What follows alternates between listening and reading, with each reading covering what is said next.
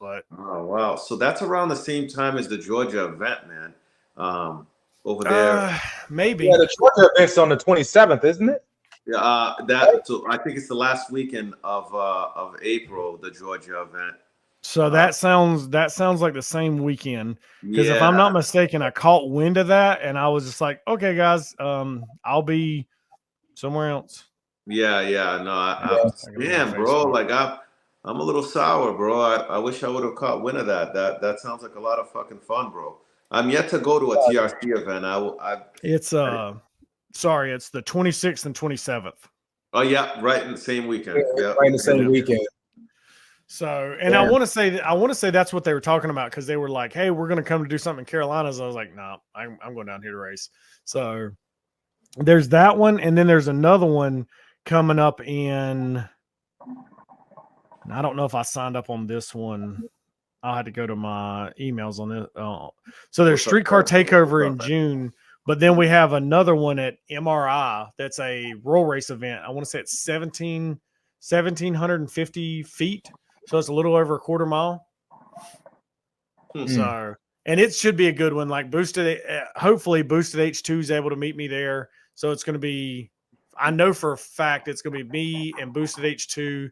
And I want to say we're going to take Juggernaut, but I don't know. Or Jigsaw, not Juggernaut. I don't know what fucking bike Juggernaut is. Yeah, I was about to ask, who the hell is Juggernaut, man? Yeah, I don't know. That's the second time I've called Jigsaw Juggernaut.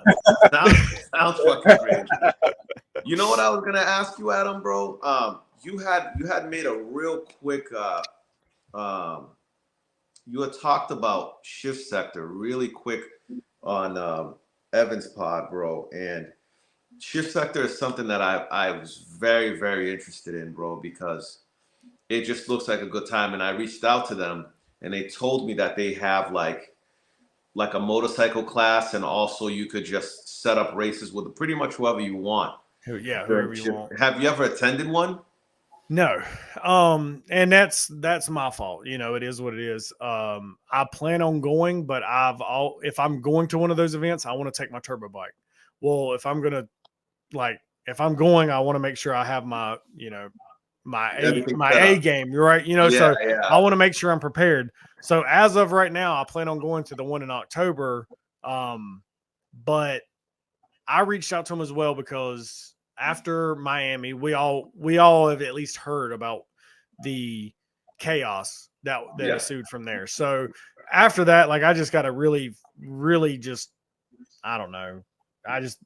My whole soul is on fire. Like, get the fuck off the street. And I know that sounds bad. And I don't think I'll ever fully come off the street, but like some of these bikes are getting extremely too fast to be raced at crowds like this. You know, as much as you, say that where I talked to you at, we were in Miami or we're at the spot. Yeah. Now imagine that. And somebody's trying to come through there at 250 miles an hour. Yeah. Yeah. That's not safe for the pedestrians. That's not safe for the riders. And I know I sound like the fucking old hag at this point, but like, it just is what it is. Your life experiences show you different things in life. And to me, I can vouch and say you can only play with fire for so long before something catastrophic happens. And I don't want to see that happen to anybody. I've lost too many friends in this game. And I don't want to see it. Like, I just don't. So I'm trying to make the push myself into more sanctioned events. Hence why I'm trying to go more to these sanctioned events or the tracks and the Shift Sector. No. Well, and this is why, like, I did I mention it to you, Reap? I think I mentioned it to Mike, maybe not you. You did say something about Shift Sector, but my question would be like, so if they can't do it in the street, the tracks are too small for a 250 mile per hour. Well, that's an airplane base. That's a base. Right. So Shift Sector is on airplane or on runways. So they have a runway. Yeah, they have the real estate. You won't have the surface. So clearly you're gonna play this versus that, so to speak. You're either gonna have good surface and a shorter track, or you're gonna have a longer track and not as ideal surface. But guess what? You're going to have anything's going to be better surface than South Florida. So it just is what it is. But so I reached out and I've talked to Burns. He's supposed to be getting back to me because, and I didn't know this until recently, but he's been trying to do like full blown meetups at these shift sector events. And he told us, and he reassured me that we could do competition events, not mile an hour events, like full blown ET competition events. So, I'm trying to get up with him and see if we can't get something a little bit, even if it's loosely designed or planned, so just something in the motions for like October for that shift sector event. Oh, okay. Do you know how much it costs for the shift sector event and where it's going to be located? So the one that we're looking at, I want to say is Hundo, Texas, if I'm not mistaken. And I don't know the prices. I can tell you from like the Wanna Go Fast events that we used to do several years ago, they were almost like $400, for a weekend pass.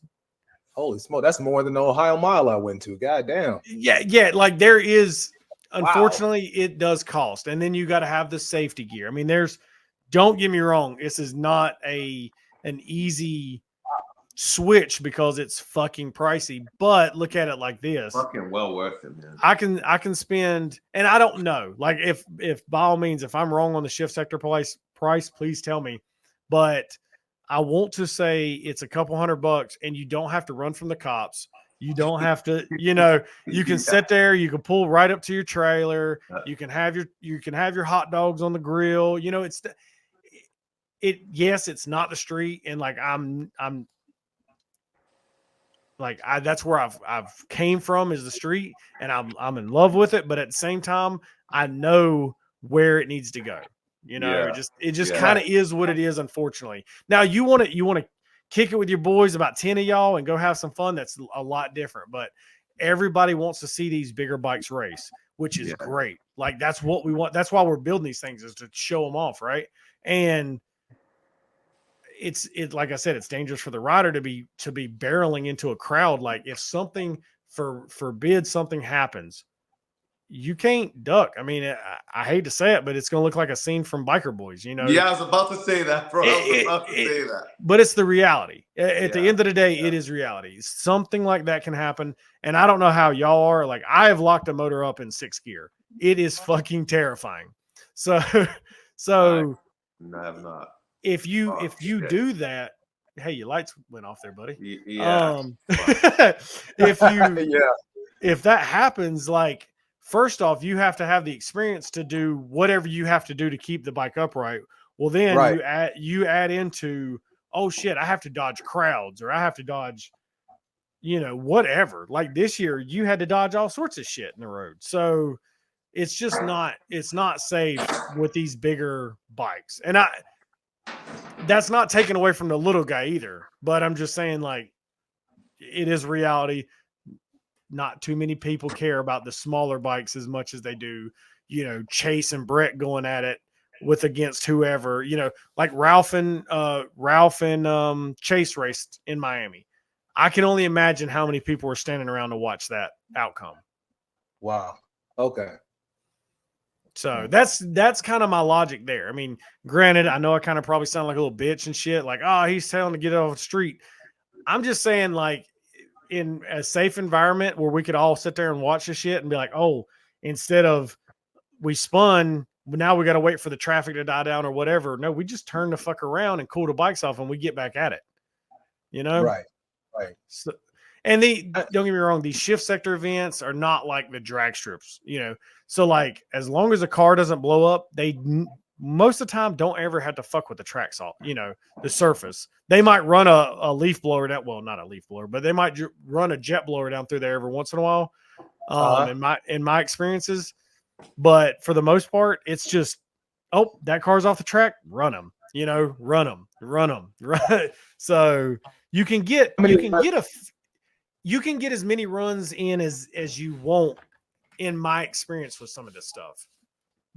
Okay, typically at drag races, man, like the drag strip, you're not going to get too many passes. You just wait around a lot, but you wait around, and then at the drag strip, let's face it, every fucking shit box and it is in the staging lanes, and they're going to blow up, and they got to drag the track. They got to, they got to temper, All right, I'm back. they got to prep it again. They got to fucking torch it. They got to scrape whatever, there's just a process in it. Whereas the want to go fast stuff, because it does cost so much money, people are more prone to having their shit together. Instead of paying $10 to run at test and tune, they're running $200, and they got to make sure their car doesn't blow up the first pass, because this is an expensive outing. Right. So the quality of things you see changes, and you get a little bit better of experience, because it is a little bit faster paced, because you don't have to sit there and wait for fuck ups. Now toward the Sunday afternoon, stand the fuck by, because most people are trying to do that last minute Hail Mary thing and look good on 1320. But for the most part, it's pretty calm. So I think that for myself, man, an event like Shift Sector. Mic on? Yeah, we can hear you. Yeah, hear me? Yeah. Oh, okay. Because okay, I wanted to make sure. An event like Shift Sector, bro, I think anybody that really wants to fuck with roll racing like that, I would pay a substantial amount of money to be in a safe place like that, in an airport base. You have to make it feasible, and you have to make it make sense. And before I get too far on that tangent, Reaper, was there anything you wanted to add previously? Because no, I had I have a question, but it seems every time I'm messing with my settings and stuff, because I don't think you guys can hear me clearly unless I'm talking like this or something. I got a little ghetto rig system going on over here. So I think so in my experience, what's happening is when you're talking, your external mic, since you don't have it on a headphone, is trying to pick up through your microphone as well. And I think you're just getting a little bit of distortion there. So it's hard for us to distinct which is which. Okay. Maybe I'm wrong, but I don't know, because I'm every time I try to say something, I'm looking at y'all to see if y'all hear me, and y'all keep going, and I'm like, well, is this thing on? I don't. Yeah. Sorry, I'm used to talking over Evan if I'm trying to make a point. So. Okay, gotcha. No, it's all good. It's all good. No, and that was just a little stab at Evan. We all clearly know we fuck with each other all the time. So, but as far as back to the airplane strips and stuff like that go, we were talking earlier this week, and to make this stuff work, like ZMAX, when Streetcar Takeover comes to ZMAX, I've heard it's very close to $20,000 a day for 2 lanes, right? Wow. So you have to be able to afford that. Obviously, pay your gate fees. You got to, whatever, you have to make it at least cut even. Yeah. So the roll racing community, unfortunately, y'all motherfuckers will spend some money on parts, but y'all are cheap. I'm cheap. I get it. I'm this same person. So it's really hard to say, yeah, let's rent this airplane strip and we can run here all day, but we have to have a safety crew. Well, that safety crew is going to charge us $5,000 or something to stand around. Yeah. Okay, cool. Well, $5,000 between 24 people is not bad. Well, then how much does the airplane, how much does the actual property want? Okay, yeah. Cool. Well, then are they actually going to be okay with you doing a speed competition there? Because that's a whole nother set of insurance and liabilities there. So unfortunately, when you start racing and trying to do a sanction stuff, it just comes with a lot of fees. And when as everybody's first response is oh my God, $200 a day to race. Yeah, that does suck. That does suck. I mean, I don't disagree with you at all, but what you get in the long run, in my experiences, pays off, because you don't have to pack your shit up in 30 seconds and run from the cops. Yeah. It's it was just bad in Miami. It was bad, bro. Loading your bike up, I had to sit in the back of the trailer while we're taking off. It was fucking a shit show. Yeah. I mean, it's just, it takes away from the excitement of it, but at the same time, it's a different experience. If any of y'all have done any kind of track racing, the experience there is just different, because I think the edge and having to wait for the cops is gone. Yeah, me too, man. I would pay $200 gladly, honestly, bro. That's just a number. I don't know how much. Yeah. I need to harp on that. I I feel want like to it'd say, probably be more than that, all things considered, all the way around, like insurance, all that stuff. It'd probably be more than that. But once again, to be I'm in a at safe place, I don't know, man. It just, for example, I paid a substantial amount of money for 2 days in Miami, just in fuel to get there. You know what I'm saying? Like the whole, probably like 3 days. I spent a good amount of money, man. So it can't. The way I see it, it can't be any worse than what I spent in Miami in 3 days right. just to go. And I wasn't even I'm not a built bike. So, just in 3 gallons of MR12, you know what I'm saying? That's almost $1,000. Oh my god, I'm not trying to ignore you. I was actually trying to get the price of the Hundo event, and it's asking me to do my like full name and everything. Oh, So really? yeah, I can't even inquire about a damn price of a ticket without going through a whole subscription thing or sign up thing. So sorry there, but yeah, I mean it does take some fun out of it, but I think eventually that's kind of where we need to go if we want to see this progression get faster and faster and faster. No, I agree. Reaper is someone that attends a lot of different events during the summer, because yeah, but he's just a motorcycle like enthusiast as a whole. He does yeah, everything. so that's what I was telling Cartel too. Like, I don't know how many events I can actually get to just because I love road racing and drag racing, land speed, like you name it, Right. But I do need to get to some of these events, Anything to get your blood pumping, right? Like that's the way I look Yeah, at it. yeah. And, It's gotta be. Something I didn't add on to the earlier when I switched back over to bikes. Like I left a car. My vet had 400 plus cubic inch motor and over 400 shot of nitrous, and it was a fun car, but it kind of got annoying and boring because it was broke all the time. The bike, even a stock motor Gen 1, I was like, wow, this is so much different. The bikes have always kind of kept me on edge and kept my blood pumping where I'm staying here. So I'm with you. Like I would love to start road course racing, but I just don't have the pockets for it right now. Shit, me either. If I'm paying $200 to roll race, Exactly. Yeah. Well, I mean, it's how much is 5 gallons of MR12, bro? how much is in all reality, how much is like a track day event? I think the tickets are about, well, it depends on the track day though, but they probably range from like $200 to $300 per ticket. Right. I mean, granted, that's just the ticket. That's just the ticket. That's not including your tires, your Everything fuel. else. Yeah. So there can be a market there. Like it can be a thing. It's just going to take some time. Yeah. Just like everything else. I mean, where do you think road course racing started? On back roads, on some streets, and they just got down.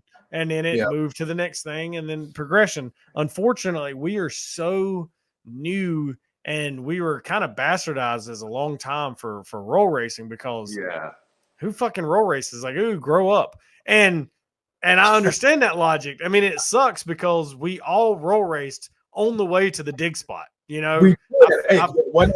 and Cartel was talking about that. Didn't I say that the other day? That's something we just did. And now is the title to it, That's crazy. It's crazy and it's almost like cool because I remember what it's you know what I mean? Like I'm not gonna say I was part of it by any means, but it was like I remember the progression of it. And it's like cool. Now we're actually doing events for this shit. Like, holy fuck. I remember the first time I heard about a roll race event at an airstrip, I'm like, this is amazing, right? Like this, holy shit, we have made it to the big leagues. Crazy, and we still not there. I mean, it's still coming around. At one point, South Georgia Motorsports Park was supposed to extend their track to facilitate a half-mile event on the drag strip. So it was going to be, it could have been a half-mile drag event. And now I don't know what happened to that project. I don't know if they scrapped it or what. I think this is a question for both of you. What would y'all rather race? Like a half a mile, a 9/10 type, a quarter mile, 1 mile? Like what do you think for both of y'all? Well, that's tough for me. I would say half, but for Adam, if you're are you bringing your turbo bike or you're bringing your all motor? Because if it's turbo bike, you probably want to do 9/10, right? Half? No. Yeah. So Really? okay, I'm What? assuming you are saying, and putting this in perspective as a roll race. What would I Yeah. rather roll race as? Yes. And if that's the case, then it would 100% be a half. And I say this because the 9/10 is a great experience. Everybody that roll races needs to experience just flat out 6 gear, holding it out, and learn that your elbows being here and here can make a difference, right? Like you learn your body positions in 9/10. You learn your aerodynamic stuff in 9/10.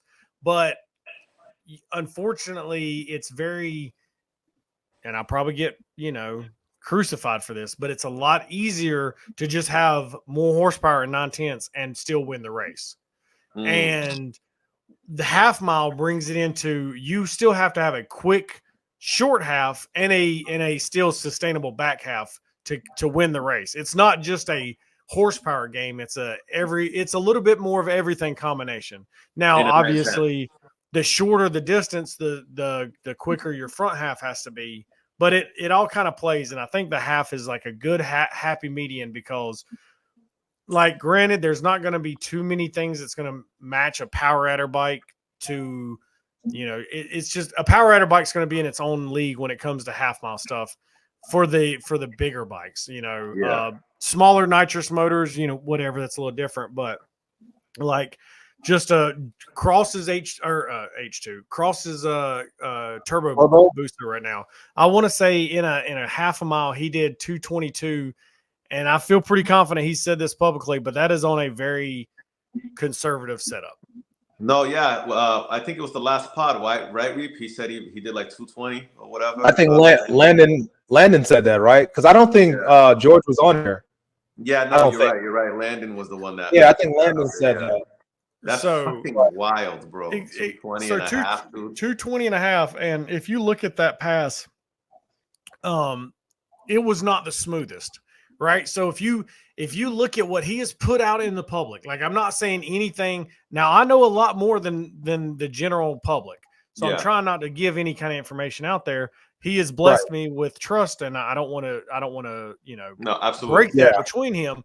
But what he has put out in the public, like, you can watch his videos. That bike it worked, but it wasn't stable. And he tore up some transmissions or something like that, right?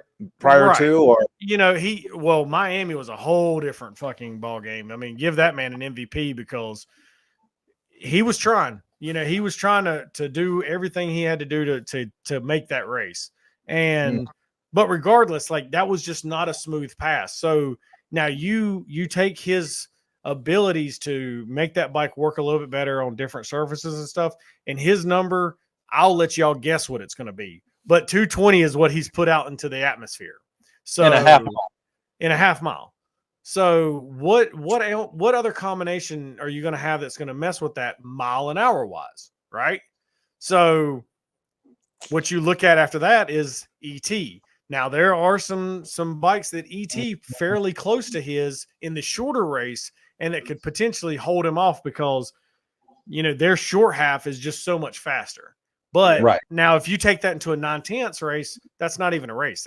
You're clearly going to be outgunned.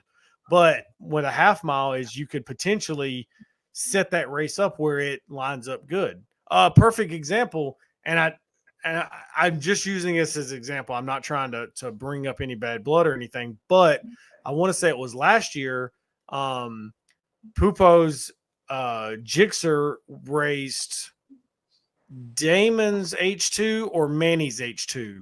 I can't remember which H2, but I know they raced an H2 in a half mile, and bikes had issues. I'm not going to say, what the difference was a difference with it there was, but it just gave it a fair race because it was a half mile. You know what I mean? Gotcha. Yeah. Yeah, if it would have been a 9/10, like, that H2 could have messed up 900 times and still won the race in a 9/10. Okay, so the H2 didn't win then, because I was actually going.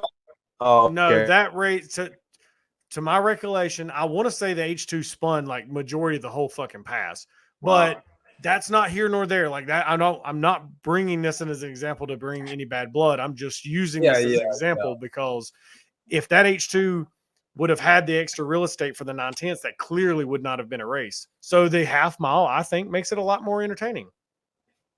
Okay, well, we recently had one of our topics was do you think it takes a lot of skill to roll race?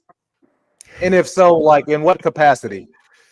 No, I'm just this is like one of those conversations me and Cartel always have. It's a good topic. Like what?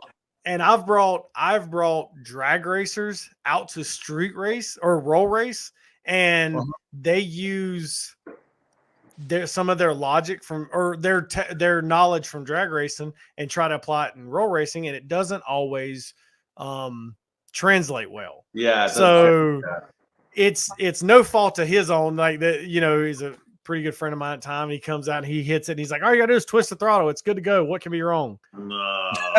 and yeah, it's not that it was like wrong or right. It's just like, holy shit, I wasn't expecting some of this, right? Yeah. So both I think take skills. I think the track you have to utilize a little bit more mechanical and mechanisms. Roll racing, I think, is more of a educational point of a setup, because like if you're someone like Evan, he's going to set your bike up where it's going to do the same thing every time. And it's going to be you. Like, it's not going to wheelie. It's going to go straight. But now if you come in from drag racing and use some of your drag racing setups, because most successful drag racers have like a little book, like, okay, this track uses this setting. Well, if you use some of those same settings, it's not going to translate well in the street. And you can get by with like just shock settings alone. You can get by with, in certain scenarios, a completely different shock combination for a rider of, say, 170-pound rider on the street versus a roll race bike and versus a 170-pound dig racer's shock setting wise. So yet again, I think if you're roll racing, you need to have a little bit more understanding of how the suspension and everything works. Yeah, setup. Yeah, the setup knowledge. I think the setup knowledge is more important in roll racing. Yeah, I think that so in a broader spectrum, right? Like whether it's driver skill, setup, I think it's more of a setup skill in roll racing than it is a driver skill. I think it's way more important. As long as this bike is set up right or consistent, whoever's riding it, all you have to do is twist your throttle. So after that becomes in your confidence in the bike, because clearly if you're not confident in it, you're going to roll the throttle, and there is a difference in rolling into the throttle and snapping the throttle. Yeah. Like, the bike reacts different. The bike, it loads the chassis different. So there's a lot of, so when I was tuning, I would watch how the rider rode the bike and tailor the bike to around that, instead of trying to teach a rider how to ride the way I wanted him to. Okay. I think, and Cartel knows this, man, I'm like one of the old schools that just love riding. Yeah. So when you talk about consistency, so like you're talking about like essentially messing around, like detuning within the ECU the first couple of gears, or messing with the power output, that sort of thing. So that's the only way you're snapping the throttle every single time. Basically, you were making it where, depending on your surface, that bike will go down the track every time, or the surface every time. So yes, that is detuning in certain areas, and that is changing to adapt to the surface that you were racing to. Yeah, the climate that you're in. Right, and I'm with you, Reep. Like, I love the rawness of some of the old school bikes, right? Like, no electronic thrills. You got horsepower and fucking brakes, and that's it. And you hang the fuck on. But don't get me excited, man. Yeah, unfortunately, competition is aggressive and compounding interest, basically. And when you're consistent, you win races, right? And that's just it. That's more consistency wins more races than just Hail Mary skill. And it's good to have that Hail Mary and that, balls of steel kind of style riding. But if, do I want to rely? So like, if you got 30 bands on the fucking line, do I want to rely on my skill riding, or do I want to make sure this bike goes fucking as straight as possible? Yeah. Well, hold on, man. You added money into it. See, that's but different. Yeah. it No, is different. That's All valid. I- That's valid. man. all I'm trying to show you is a different perspective. Nah, because yeah. No, I it- like that objective. So he's being objective. I get it. It changes your end goal. Like if we're just out bar hopping with the buddies, like I don't drink, so like I'm just using this as an example. If we're just spot hopping and we're riding down the street and we're second gear and we're having to fight the wheelies and shit like that and having fun, then fuck yeah, like that's what I want to have. But when you start getting competitive, you lose the fun of it and you go to serious. It just is what it is. Inviting Yada on the chat. That's very much appreciated. We always need Yada's energy wherever we go. Thank you. Who? Yada. Yada will be another icon. I'm just letting y'all know I'll right tell now. You about Yada later. Yeah. If you haven't met Yada, you will. I promise you. Yeah, he's quite the personality, bro. But actually, since he's on here, if you had to pick a strong quality of yours, Evan, do you feel like your strongest assets is on the setup side or the tuning side of things? I feel like that might be a trick question, but I'm really honestly asking. I just and you know what? Chat, so and I actually have a question for Adam. Do you think that the Booster can compete with these fucking Jixers? Oh yeah. Yeah. That's what I'm saying, man. Like, that's I do not crucify me. I do not give a flying fuck about any title. I'm just letting you know right now.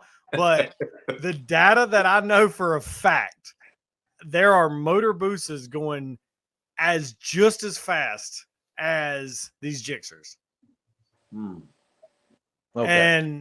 And now those people when they come to the street, so like with growth, right? So like people, well, let's see. Let's take this back a little bit. 4 years ago, we went to Miami. We had a few money runs. We had a good time. It was a handful of trailers and some out-of-towners.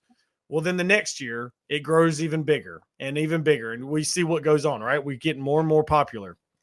Right. Well, now, along with, you have had Chris Moore, which is a very famous drag racer. He's came into the roll racing scene. Mm-hmm. So now he has brought, not him solely, but he has showed the drag scene that there is money in the streets again. So now I'm pretty diverse in the roll racing and drag racing scene. So now I have drag racing guys coming out and saying, hey, do y'all think we can get a race with this if we set it up right? Yeah, 100%.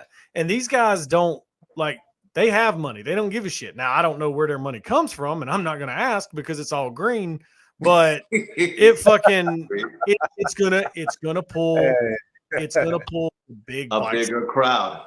It's going to pull a more competitive crowd. It's going to be a more aggressive crowd. It's going to bring goods and bads to the sport, the community, whatever you want to call it. So there's a lot. 24 is going to be interesting. I know of two different grudge guys that have significant motors, and they don't care if they blow it. We'll say it that way. And they've already said if we can get a race for 20 plus, we'll come and blow that bitch every time. Like they don't care. So 20 plus what? 20K. All right. Yeah. Well. I'm just saying, these guys just are on a whole different level. I ain't that guy. It's not going to be me, but I'm hoping to start seeing a lot more boosters putting up something. But the backside of that is when you start seeing more and more boosters getting faster. Guess what? You're going to start seeing everybody getting boosters and building them, and then it's going to go back to the. So like, I've never ridden a booster, so 5 years. Well, do it and change your life, and then let me know how much you want for your BMW. Yeah, it's a life-changing experience. Okay. Dude, you're a bigger guy too. So like I'm telling you right now, the boost is hold the fuck on. What do you consider a bigger guy here? bro, are you Yeah, in well, the 200? road race world? You're Are taller, you? bro. You're That's taller. what I'm saying. Like you're Yeah. not. You're Because not. Reap is gonna fucking get me with this. So make sure you pick your words wisely here, please. Al. Are how tall are you? I'm 5'9", 5'10", somewhere Okay, along there those you go. lines. And like you probably got a pretty good size build on. So you're what 190? All right, fair enough. I'll take No, it. I'm asking. Like I'm not. I'm Yeah, not Oh yeah. shit! You 190? Right now, yeah, I've been eating a lot of cupcakes, bro. I don't want to talk about it. All right. Yeah. Well, either way, when you feel like now, mind you, I come from that atmosphere. I'm 6 foot and like 220. Well, was 220. So like me on the bike was just a parachute. You go to a Busa, Okay. you don't even feel the wind, bro. You're just it's just whisper. And Okay, got you. and then you're gonna be like, oh, what is this? Torque on demand? Like this is great. I can leave out of 6th gear and it doesn't chug. It doesn't do anything. I'm telling you. And the seat's wider. Your ass has got more comfort. The Boost is the shit. Yeah, but the only downside to the boost is what? The amount of money you got to spend. Yeah, Really? you are not ridiculous. shaking the Oh world my up with God. a stock motorbike. I'll say No, it you're that not. way. Not, bro. Like your S1000 will beat the hell out of my Gen 3 right now. Right. It Like would- like You know it's- what? I've been off my Gen 3 so much lately. When I did get the BMW running and I got onto it, I was like, holy shit, I kind of forgot how quick this bike was. Yeah, the 1K's got a little pep in it stuff, but the boost and you don't feel it. Like he said, you don't feel it. It's so different, in my Yeah. opinion. By all means, if we're ever at an event and you got your helmet with you, you're more than welcome to take the white bike out. Like I don't care. It's worth the experience. You know what? Your white bike is probably the only booster that I've seen thus far with a stock tail that I like. I almost bought a booster, right? So before I got into bikes, because I go back and forth from bikes. Before I got back in it, I almost bought a booster with a jigsaw tail because that's the only way I like them. Now, you're the first bike that I saw, besides Reap. Reap showed me a picture of his bike, the way it's set up, that looked pretty fucking gangster. But that I actually really like the tail on. I'm not a fan of the booster tail. The new tails look pretty cool. But other than that, bro, I like the booster front with the jigsaw tail. I do. I It know all that's like depends. abortion or whatever, but I like it. It all depends on what you like and how you grew up with it. Like I like the aerodynamics of a Busa. I think the best looking stock wheelbase bike is a Gen 2 Busa, slammed just on its nuts, like just in the dirt. That is the best looking stock wheelbase bike. In my opinion. Yeah, I can see So that. Yeah. so with me, like I like the aerodynamics, I like the sleekness of the Busa, and the Gen 3 when it first came out, like we did a whole podcast on it. It didn't. Like I wasn't gonna buy it. I'm like, it just doesn't do much for me. It is what it is. And then I rode yet again, Steve 5 Up Motorcycles. I rode his in Michigan, and I'm like, this is probably the most slowest but fun vehicle I've been on in a while. And like you could just snap the throttle, it wouldn't really come up. It would just me and I don't know if y'all know Dave the painter. Up in Ohio. He does some of Eve's stuff, but me and him was just racing on back roads out of like 6th gear, just goofing off. Right. We had a blast. But after that, I started looking and luckily found my white bike and the people that sold it to me were fucking cool as shit. They actually delivered that bike from Texas all the way to South Carolina. Oh, Really? that's sick. Yeah. Yeah. And then what did you do? You went to do some weight reduction. Said, damn. So yes, I had some high hopes, right? So Yeah. Evan, if y'all follow or remember that his stock motor Gen 2 booster was doing work. Like it ran very, very, very well. And I was trying to follow in that footsteps, so to speak. You know, his attention to detail is significantly better than mine. But I was like, with his help, I could get somewhere. Well, we start cutting weight on this thing, and I'm like, Evan, why is this bitch not getting any faster? What the fuck is going on with this bike? And it's an ongoing joke that it just sucks. Like it just is what it is. It don't have the power. Just the track. You got the lemon. I mean, it's not that It's not a limit. It's the Gen 3, man. It's just where a bike. they kind of neutered it for, economy reasons. Right? Yeah, emissions wise, I think it just fucking sucks because I've heard a lot of positive feedback from the drop-in cams, versus if you do the Brock's Gen 2s or the Brock's the Brock drop-in cams, or if you do, I think there's like Monster or somebody's doing Gen 2 drop-in cams for them as well. But either way, I've heard dropping cams though. Like you don't need no valve train or nothing. Like you really. No, because the cams that I can't speak for Brock's, but like the other kit that I've heard about is all he's doing is sending you basically a timing guide set, and you just drop in bone stock Gen 2 cams, which are not that, like, Gen 2 cams aren't super aggressive or anything, so you can get by with the valve train that the Gen 3 has. Because if you want to look into it, the Gen 3 has a significant better bucket design and some other technical shit that I clearly don't know the full details of, but I know just enough to kind of get me in trouble in that aspect. But I know the valve train side of the Gen 3 is better, except for the shitty small cams. So, but I don't personally, the way I look at it, and I'll probably get hate for this, but if the motor is opened, like it kind of takes away from that stock-ish. Like I don't want to have any if or buts about like my motor stock, because I'm not trying to make that bike like 100% competitive. It's going to be lightweight and it's going to be a stock motor, and then it's just is what it is. So I'm kind of torn on that. Now I will tell you right now, like I'm looking at the throttle bodies. I don't think they're going to net a bunch of power, but I think that's something that is easily unboltable and bolts on and doesn't necessarily count, in my opinion, as motor work. How much power do you think you're going to net though on a stock bike though? You know what I mean? With like throttle bodies, I mean, with throttle bodies and stack profile design, you're 3 horsepower. I mean, nothing. If that, if we're lucky, I would say 3 horsepower. Yeah, I think it's, well, I know the numbers on big bore, but like a big right. Motor, and I don't know when it comes to stock bore with stock cams how that's going to work, especially in the higher revs. But that's kind of where I'm at. Is I don't care. I don't have the money to just pour everything into that bike, and I want to have the purple bike be competitive. So I have to pick. You know, we're all human. We have other obligations, and my purple bike is my obligation bike this year. Okay, well, shit, that's the fastest one by far, right? Right. I mean, yeah, that's clearly got a substantial advantage over everything, and that's the one I've been putting together for the greater part. Damn, if Evan's still in chat, he might remember, but I want to say we went to Alabama in 2020.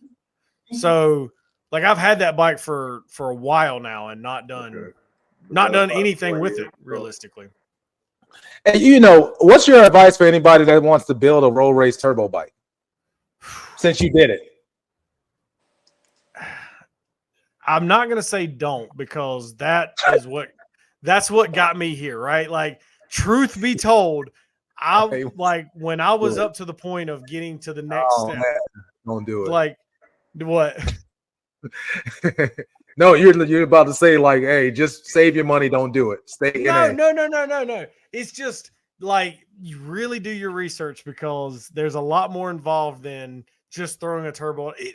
You can get reckless on there, throw your turbo kit on it, and fucking send it. Like, who gives a shit? I know a lot of people that have a lot of success at that point.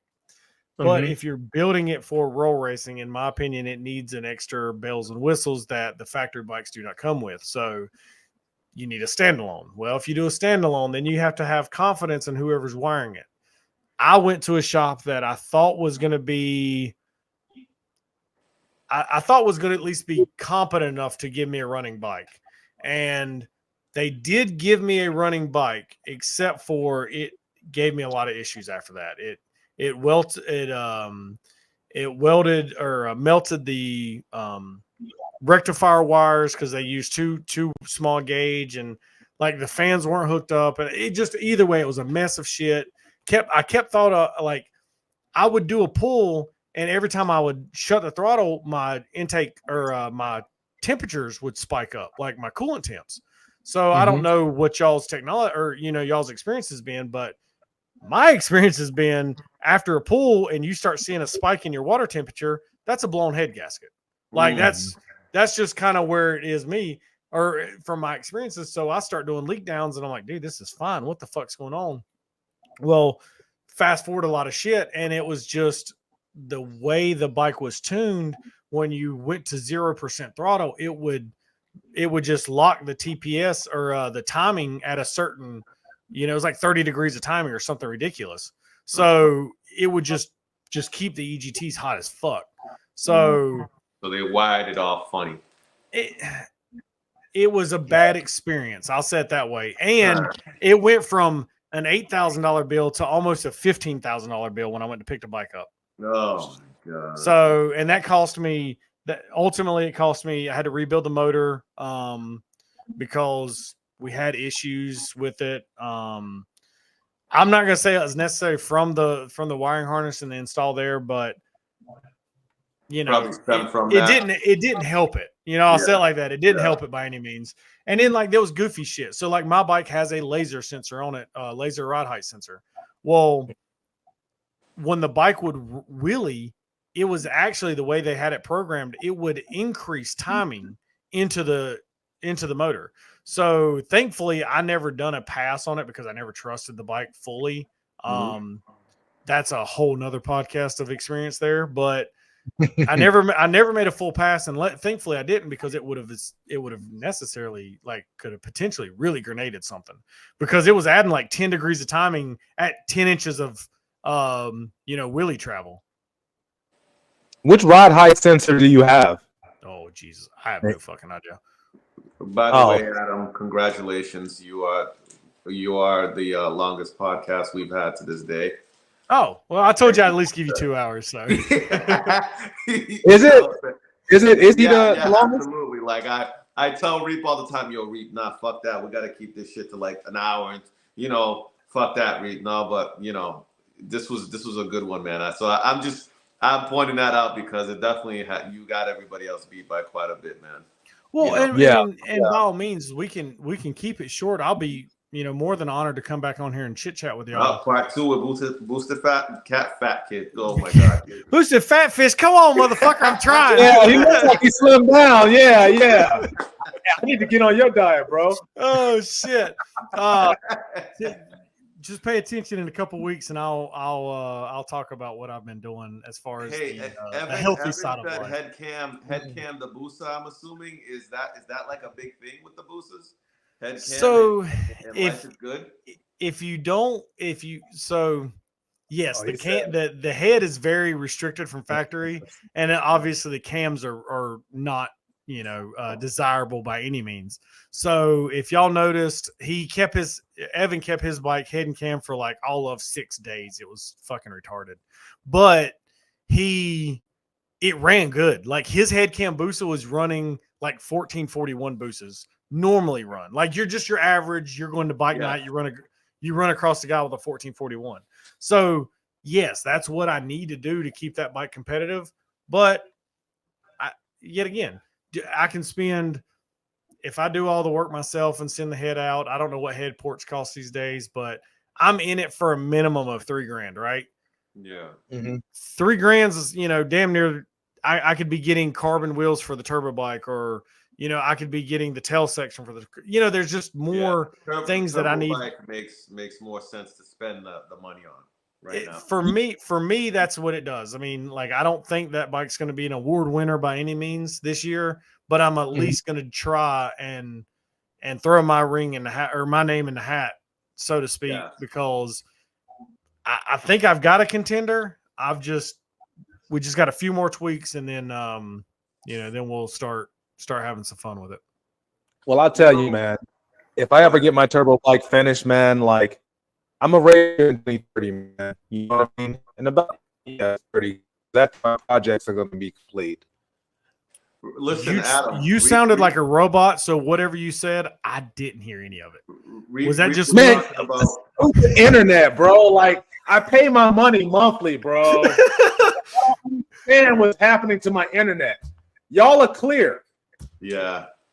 Reed was talking about whenever his projects are done. Whenever my projects are done, I'll race you. You know, I'll try. And that's and like I want to say it clearly, like I don't want to be like I still don't want this bike to be like I'm going to try to come out here and call the world out. I don't care. Right. I want to go truthfully, I want to go fuck around with some cars that think they have some fast shit. Like that's what I want to do. I want to just like because the car guys are beating around up on bikes that have no dealing with. It's like, hold on, like you can't pick on my little brothers. Like, hold the fuck up. Let me get in the ring. LaPearl said Reaper's on that Boost Mobile internet. Damn. You know what, man? I might hardline this for the future because this is like it's really starting to get on my nerves, man. It really is. Listen, Adam. Right? Like, so I thought about if I got rid of my BMW to build a turbo bike, right? Like, and one thing that I've witnessed and like learned is that if I was to build a turbo bike, right? And I'm talking about stock motor, slap on like a good turbo kit, fuel management, blah, blah, blah. It's definitely not going to be a newer bike. So let's say, so from my point of view, I said, well, I could buy an 08, lower compression, and probably run 5 pounds and not, and at least do at least a season without blowing the fucking motor up, right? Because it's almost impossible from what I'm seeing from the newer motors to do a turbo kit without having to open up the motor. So, and I don't know how much truth is in it. I'm just reading what is out there. Mm-hmm. There's a gentleman, and I want to say he goes by the handle of like Snail Speed or Speed Snail or something like that. And he has a Gen 3, and he claims to have like 320 horsepower on 100% stock components, and he's had that set up for over a year. He has several turbo bikes, so like he is not. Man. Yeah, don't follow him, man. Like he does random shit. Like don't. Right, and that's what I'm saying. Like I don't know. I'm just reading what is out there. Personally, 5 pounds of boost. Your biggest issue is going to be your intake air temperatures. Mike would be the one that I would, really seek answers into because he's already been there and done that stuff. Yeah. But he feels confident that he can make 500 horsepower on a stock ECU. And honestly, wow, from what that man has proven to me that he can do, if he says he can do it, I trust him. But I don't know if that would be something you would be interested in because it probably won't last long. No. So, it's just like the Gen 1 stuff. When I was looking at mine back in the day before it got stolen, my first Gen 1, it was I think you could do a spacer plate and you could make like 270 horsepower on a relatively safe setup. Your fuel and intake air temperatures is going to be 270 is plenty, man, for the street. Like, 270 is a lot of horsepower until you start chomping away or trying to chomp away at the big boys, and then you got to think your 270 horsepower. But I haven't seen a streetable turbo bike less than 450 pounds. I'm not saying you it can't be done. I'm just saying like a streetable turbo setup, I would say max effort's going to come in at like the 450 pound range. So like when you start adding your weight, you're like, yeah, 270 is a lot. And don't get me wrong, it's still like you're going to be fucking fast. It's just there's levels to it, right? Like, you just kind of gotta take it by steps. Like Terrorist said, 5 psi you'll be fine on a stock Gen 2 motor. I want to say on a Gen 1 you can get a little bit higher compression and get by with it. Got you. It all depends on the turbo kit you buy. You got to get one that's unfortunately expensive as fuck, because those are going to be the ones that have the better intercooler systems. They have the better oiling designs. They have the scavenger pumps if that's what that kit requires. Yeah. It's not just boom, boom, here you go. Now you could throw it on 3 turbo kit and it lasts for fucking ever and you have a good time. But when you start trying to get to that competitive edge, then you got to start tweaking your recipe a little bit. But you want to build something to go have fun, dude. That's I it. think Like RCC is the company that I looked up that they had like a OA Jigsaw kit for like, I don't know, like 6 bands with all the fucking, with like a good amount of the shit that you would need to just bolt on and like, you know, get it tuned and go. now, do you know if that was an intercooled kit or just a standard plenum kit? That's probably, I don't think it was intercooled, bro. I don't think so. That sounds standard. With this, Yeah, exactly. yeah. I mean, with that price range, it does sound standard, but with the style of racing that we do, half of a mile, full throttle, and boost, you're gonna have to have a good fuel, and you're gonna have to let that bitch cool down. Yeah. So that's one thing that like the H2 guys learned, unfortunately, very fucking quick. Like you got to let these bitches cool down because they're getting hot. The IATs get too hot. Yeah. Right. Yeah. And the cool thing is Kawasaki at least gave you an IAT's temperature sensor, didn't they? Like, isn't it on the dash? Okay, he's gonna come back to us. But I'm pretty sure that they're on the dash and you can just keep an eye on it and you're good to go. Okay. And like, so if you are you talking about for the H2 or for the H2, doesn't it have an intake air temperature sensor on it? Like on the dash? You go, yeah. So I'm sorry, so you have that. Yeah. Oh, you're fine.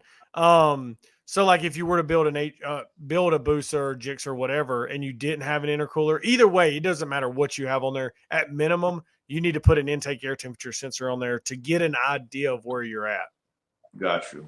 I think ultimately, right? Like if I really wanted to be in the game to, for example, right? Like once again, I like having a street bike that I can ride every day as of right now. But if I was to really want to be competitive, you know, I don't know if I would sit here and completely build a motor top to bottom.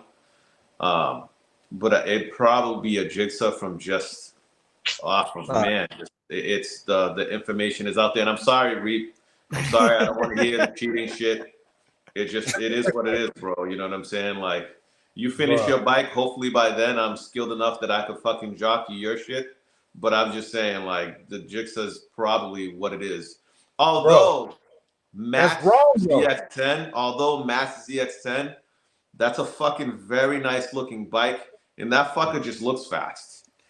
It just looks fast. I think as long as Matt gets out there into the scene this year, that bike will definitely upset some people. What is the X10? Yeah. Not no offense, Matt. Not Matt himself, but Matt's bike will potentially will be very underestimated, so to speak. Okay. That bike runs. I mean, from what I've seen and the data that I've been privileged to, like it's putting up some good numbers. Man, Evan's really vouching for fucking boosters, bro. Like, oh, he loves it. He loves it. Listen, I have zero experience, bro. So I'm gonna have to fuck around and get on someone's fucking booster here and really see what the fuck is going on, because you're gonna feel what it's like to not be in the atmosphere. You're not gonna hit the wind's not gonna be fighting you. You can tuck comfortably, and you're not having to like squinch down behind a windscreen this big. It's nice. Well, my tucking game is trash anyway, bro. So well, then there you go. Get a booster. You don't even have to try. I was looking at my videos from when I was racing Track Ready Performance in his K67. One of his customers or whatever. Shout out to him. He was a cool dude. And I was like, fuck, man. You know, I gotta work on a lot of shit, bro. You know, but I mean, it is what it is. Miami. That's the progression. You can sit there and self-evaluate yourself and be like, "Cool, I need to work on this." Listen, bro. I went to Miami with no fucking seat time on that fucking bike, which was probably my biggest mistake. But unfortunately, that's the nature of the beast when you live in Boston and your bike's in Tampa. You know, like I fly out there as much as I can, but you know, I didn't have the seat time for it, but I don't regret it at all. I had a great time either way. But yeah, I looking back at the videos, everything was just trash. I need to figure it all out. But yeah, nonetheless. That's what happens. I mean, you come out and the people that come out and experience it and race, you see what you did, you see what you got to do and work on, and then you go back to the drawing board. Oh, if you come out and you're picking every race that you want to do, like you're racing for free anyway. So what does it matter? Like, no, yeah, I think I wish I would have raced more.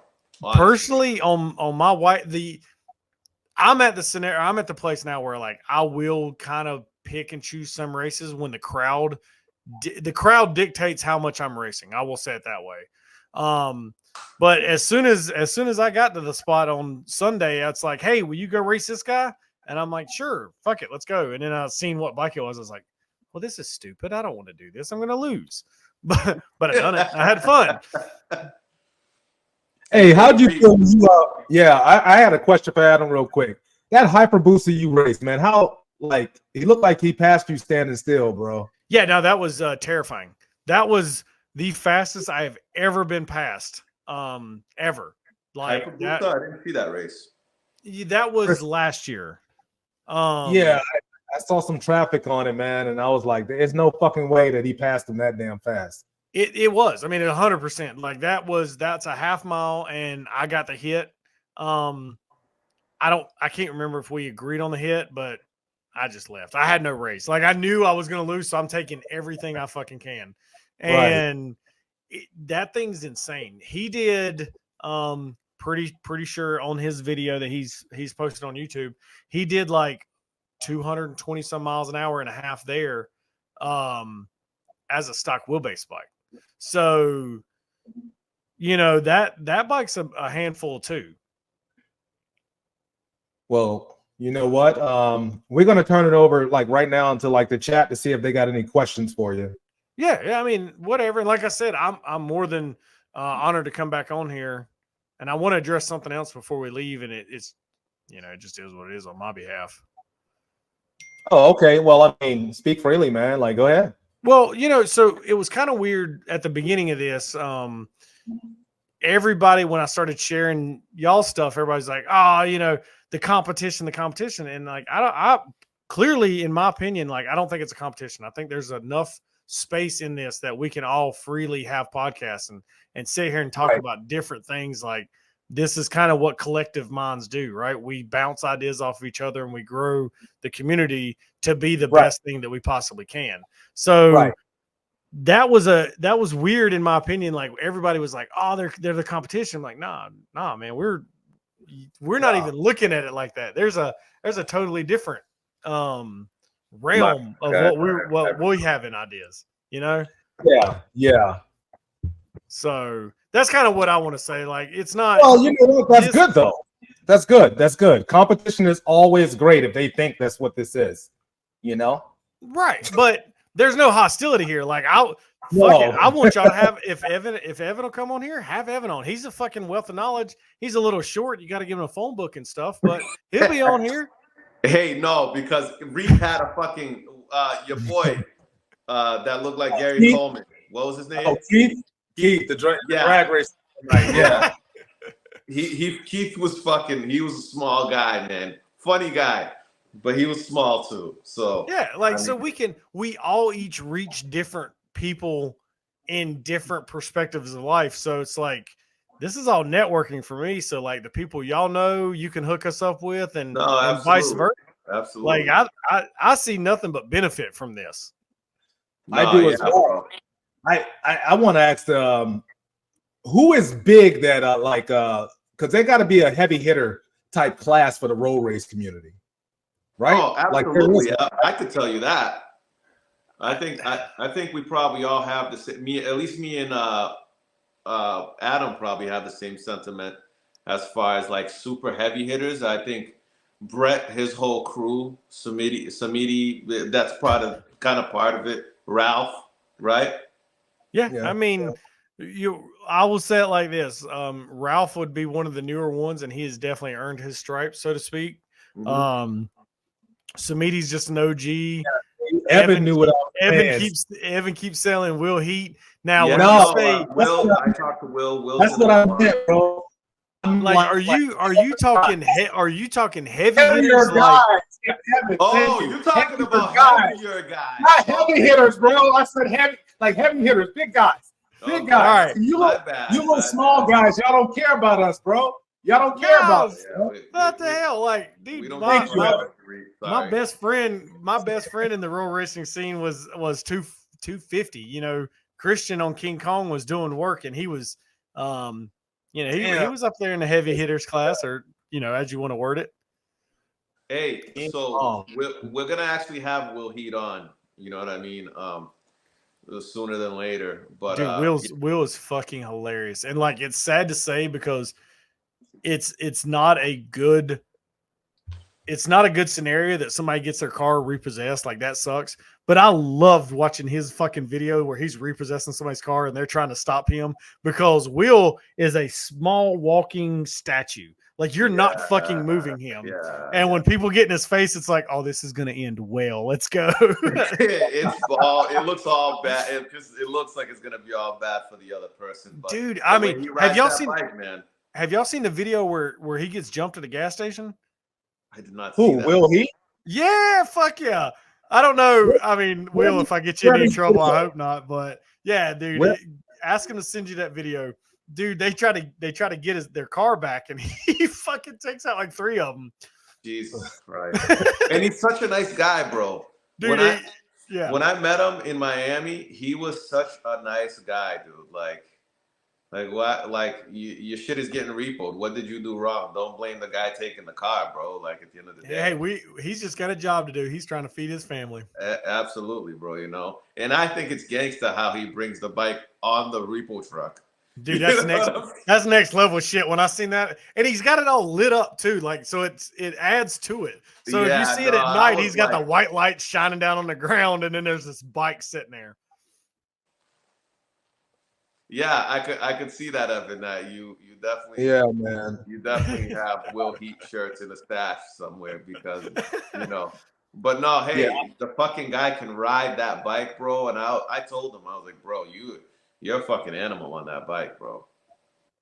You know, he defies the laws of gravity in a sense. I feel like anything's possible, Reap. It's something right about those your weight PTR class. guys. Like, all of them are bigger, and all of them can fucking run. Like Christian, Elvin, and Will, they're all bigger guys, and they can fucking ride. Yeah. Yeah, so Reap, you know, the sky's the limit, brother. You know what I'm saying? You know, just make sure that by the time your bikes come out, just turn the boost up. Well, on which fucking bike, bro? Because Reap's got, like, I don't fucking know how many that's bikes. On him. I don't know what to say on that one. Yeah, bro. Focus on one. I tell him, figure it the fuck out, Reap. Let's get the fuck out here. You know what I'm saying? Like, come on, bro. All right. Reap, Hey, what you got left? I'll be up there, and I'll be up there Sunday. We can work something out. Come over. We'll turn some wrenches. We'll get one fired up. How's that? Bro, good luck, bro. Hey, man. It wasn't a Gen 3 like subframe available at the fairing state, bro. So I sent the stuff out. You know what I mean? To get it made. Yeah. That's my problem with my projects, bro. Like, it doesn't exist, so I'm trying to get it made. Dude, I tried to get a subframe made 3 different times, and I just gave up. So I was like, you know what? Reap is a maker, okay? He is a maker. That's all his bikes are getting made from, you know, unknown sources everywhere throughout the world. And eventually they're going to all get put together, and they're all going to be amazing machines. But by the time they come out, me and you are probably going to be retired. You know, damn. So it's like that, huh? Retired. Bro, I'm trying, man. I'm trying, bro. You know, earlier today I went and tested out the H2 tank, and it was awesome. But there's some things that need to. Oh, the kamikaze. Yeah. They make some great stuff, but like yeah. So the best way I can say of it, and this is I've spoke this publicly, it's 80% there. Like, it's a very great product. I mean, it's the fit finish to me. From my experience, the fit and finish was there. It looked good. It fit well. There was just a small discrepancies, and they just got to tweak it just a little bit more. And then honestly, they'll make a product that's going to be phenomenal. But it's just with everything, Like you're making shit, so like you have to test it. Like shit. All right, that didn't work. Let's go back to it. Yeah. So yeah, no, I get it. Like I was talking to him. They're supposed to have a subframe coming out for the Gen 3. I don't know who you sent your stuff to, but they're supposed to be releasing a subframe relatively soon. Yeah, I saw some traffic on the carbon subframe, I believe, right? The one from Greece supposedly fits it very, very well, but it's a race only subframe application.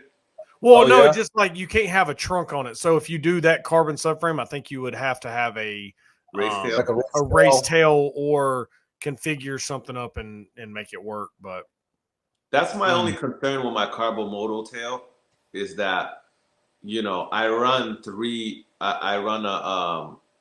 a power command, a power 5, ignition, a fuel. I have 3 different fucking boxes back there, bro. You know what I'm saying? I got a lot of shit going on the bike, and hopefully it all works out. Trust me, you know, on the BMW, I've got a standalone quick shifter. I've got the fuel management, and then I've got a wideband on it, or a data logger on it. All so yeah, types of shit going on there. You gotta stack so much shit, but it's, you know, it's just kind of the nature of the beast. You know, you can eliminate all those boxes if you go to a standalone. Yeah. Oh well, yeah. I'm trying. Well, we'll see. I'll definitely. I'll let Reed dabble in that before I do. Yeah. Terrorist says something along the line. Yeah. So my carbon tank did leak. It did. Oh. But I ended up sending it off to get it chopped up, and then I'm putting a fuel cell in it right now. So. Oh, okay. We'll see. I didn't want to trash a $3,000 tank. So. Wow, yeah, that's a lot of money. Now, when you said it leaked, did it just leak over time, or what happened there? And did they not want to like warranty it, or are you? I'm trying to ask questions and not trying to like throw anybody in the bus. I'm just trying to understand. Yeah. I won't say the manufacturer, but essentially what happened was I was using MR12. I got the tank lined twice actually. And over time, the resin or whatever they use, the epoxy, just kind of delaminated. It got some pinholes, and then it warped. 12, bro. And it warped the area where the the pump goes to the bottom of the beamer. Mm-hmm. That whole area that was flat. Oh, it was a BMW tank. Yeah. Okay. Yeah. I got you. Oh, I see that on terrorist things now. Okay. Yeah. Now I'm tracking. All right. So yeah. That sucked. That makes sense, bro. Yeah, the MR12, man, that's the root of all fucking evil. I left. 12.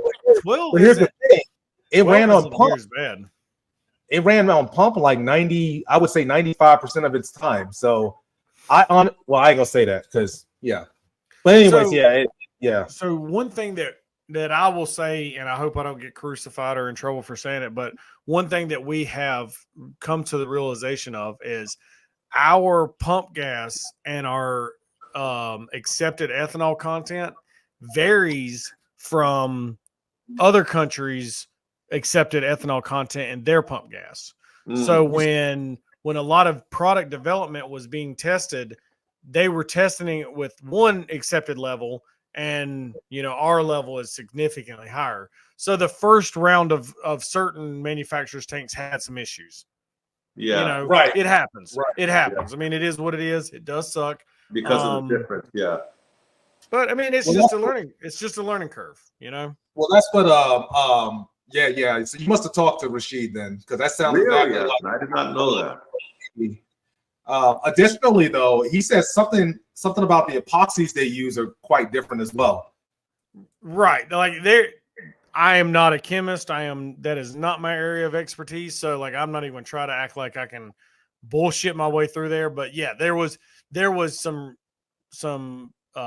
first versions, and then there's some revisions, and I'm pretty sure they've got everything fixed. I'm not 100% sure. I know myself, I have one that's being tested, and then I know a few other people that have theirs on the shelf being tested as well to make sure that the updated versions work. And there's nothing, and there's like clearly nothing wrong with that. Like there's a difference between a company making a product and having an issue, and the company wanting to continue to make it better.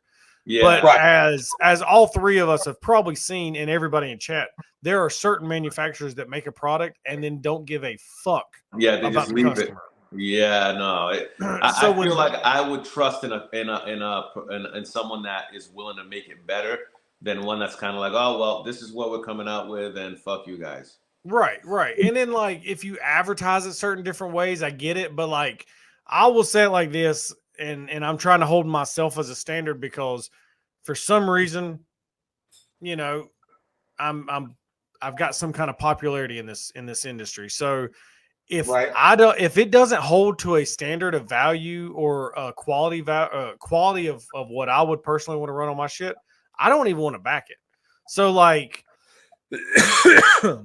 excuse me, I had an issue with another product from another manufacturer, and I'm like, hey, is this going to be a yearly maintenance thing, or is this going to be something that we have to disclose as far as this being a product? And they're like, no, it's this. And I'm like, okay, well, this is where I really get troublesome on, because if I say this product is good and it comes out that it doesn't, or if it hurts somebody's bike, ultimately I'm not responsible, but I will feel somewhat guilty about it. Right. So I don't want to see anything happen to anybody's shit. And that's how I feel. Like I want manufacturers to be on the hook for their products. Like if you sell a product, make sure it's exactly what that product's supposed to be. Right. I think I'm going through that with the tank right now, just because there's no way I could sit there and be like, buy this tank. I told Cartel this earlier. Like, I don't have any issues with Kamikaze, but H2 owners, man, like they picky, bro. Like I'm picky. You know what I'm saying, with all my rides. And I've tore up some pumps and some injectors with these tanks, carbon and fiberglass. So yeah, man. It's really hard on the something else you got to take in consideration is like there's more restrictions on chemicals and processes that we are allowed to use here in the States to basically fight against some of this stuff.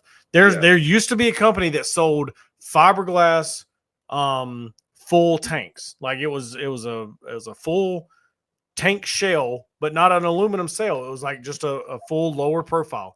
Well, they've stopped selling those because they cannot create that resin anymore. Like they can't figure out the recipe to get it where it will not basically eat through the product.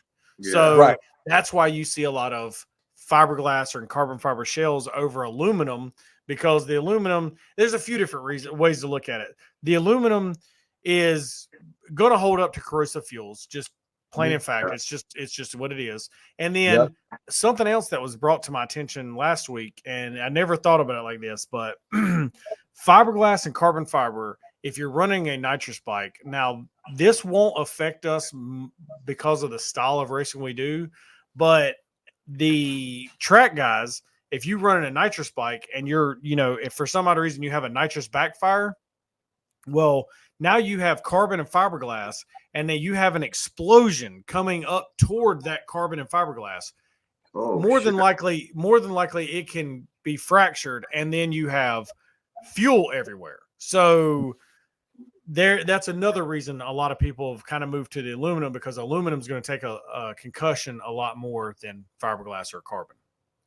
Carbon can take a lot more abuse than fiberglass, obviously, but like we don't use some common sense here. But that's kind of another reason why it was like, okay, we'll just push to this. Yeah. Okay. Yeah, that makes sense, man. I didn't even know that. What I do know. Go ahead. That sounds crazy though. No, I was about to start complaining about race gas prices. How bro, I just bought MRX02. It was over $200, bro. Yeah. Like I was like, more expensive than MR12? Yes.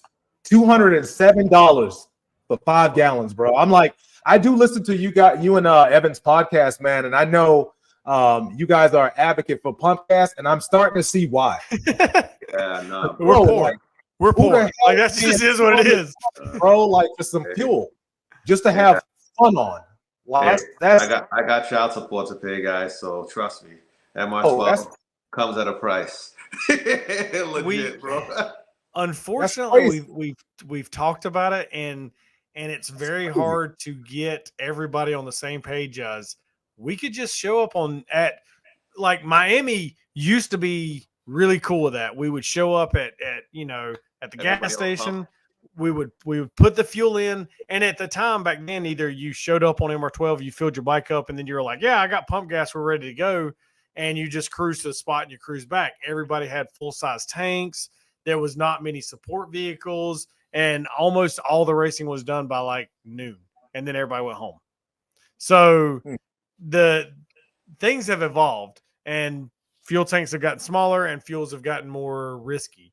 But I'm still to the point of old school enough where I could say, as long as it's a free fucking race and there's not a whole lot of skin on the game, we could Mhm. all show up at the same. I mean, like realistically, you could show up at the same pump, swipe somebody's card, and it could be the same 93. Like you never just stop, just one bike after another. Well, that's And legit though.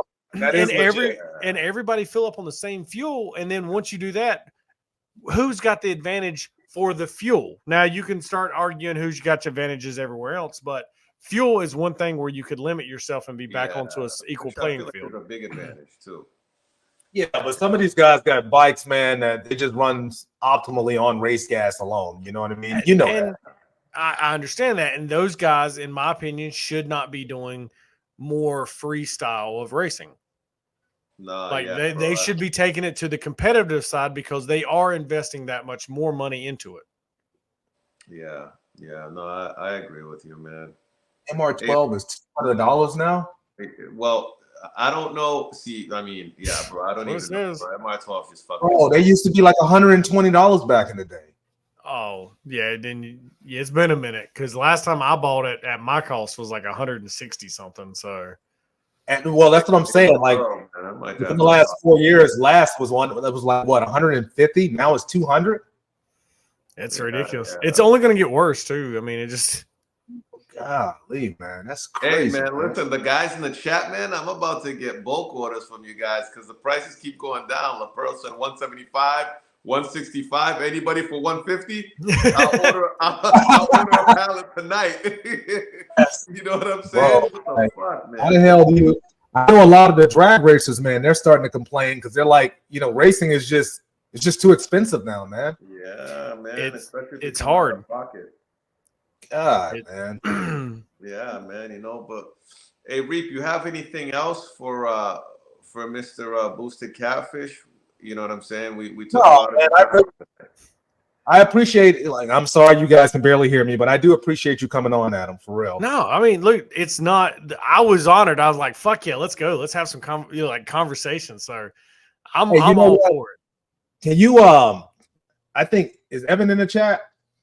He's in He the chat, right? He is. He was pretty active. he Yeah. was on for a little bit, but if I'm not mistaken, that motherfucker's still on vacation. So good for him for even being in the chat. Yeah. Shout out to you for being on the chat on vacation, Adam. I want to, for future, I feel like eventually we should do like a double up type deal where it's just like all four of us on here just talking about the community and issues or whatever.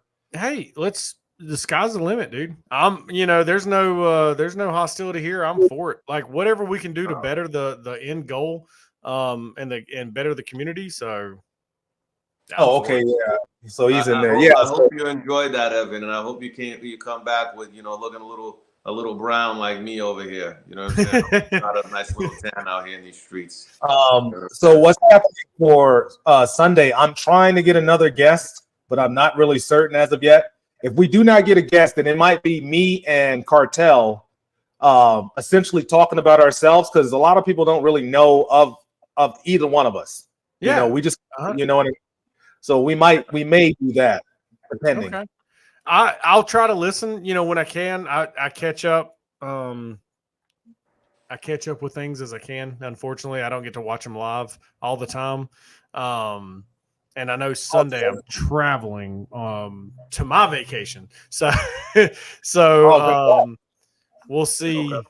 We'll see what we can link up. I'm still going to try to be active, but yeah, This is actually I non-bike appreciate you, related Adam. vacation. So I appreciate you too, Adam, bro. We had a really good conversation offline. You know what I mean? So oh we'll yeah, and I definitely keep in highly touch, encourage bro. it. Like that's something that honestly, me and Evan just kind of jumped into, and unfortunately, maybe kind of an arrogance thing that we just assumed people knew us, and we never really officially introduced ourselves. So, highly recommend y'all doing that. That way, y'all can pin it to your page and say, "Hey, this is what we're about," and you either fuck with us or you don't. No, Right. facts, bro, facts. You know, because this is all off the muscle of loving all this motorcycle shit. You know. Yeah, To it's answer, too big, man. Like it's a lot yeah, bigger and it's growing compounded every day, so it's crazy. right, right. Matt, Matt, as far as right now, we're gonna do two. We're gonna be doing 2 pods a week, and then possibly a live between me and Reap and the chat, just kind of like shooting the shit about random things. But we're still figuring that out. You know, I could send you a message on Insta and kind of give you a better gauge. But me and Reap are still trying to figure that out as racing season is upon us, and Reap has a very busy schedule, so we're still trying to figure that out.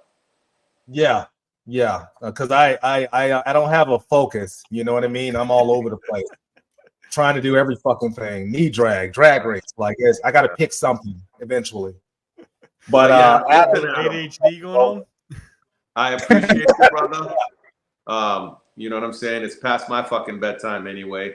You know, Oh, when you 100%. when you're near 40, you know what I'm saying? Sleep is optimal. So Hey, I know how little you sleep, and you know how little I sleep. So I'm with you. yeah. So Friday is my time to sleep, bro. Friday is the time for me.